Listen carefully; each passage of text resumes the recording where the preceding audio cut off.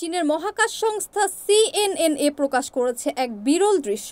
বুধবার চীনের মনুষ্যবিহীন নভোযান থিয়েনওয়েন-2 প্রোবের ক্যামেরায় ধরা পড়েছে নীলাভ পৃথিবী। প্রোবটি রোবোটিক বাহুতে স্থাপিত মনিটরিং ক্যামেরায় তোলা ছবিতে চীনের 5 তারকা খচিত লাল পতাকা, সাদা রিটার্ন ক্যাপসুল এবং বহুদূরে ঝলমল করছে নীল পৃথিবী।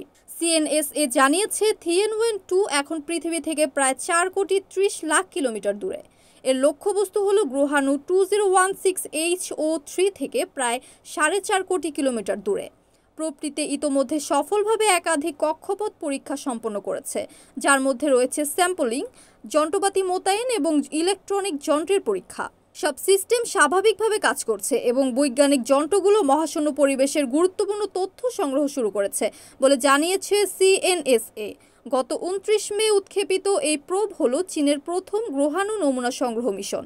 দশকব্যাপী এই অভিযানের মূল লক্ষ্য 2016H-3 থেকে নমুনা সংগ্রহ এবং পরে ধূমকেতু 311P নিয়ে অনুসন্ধান চালানো।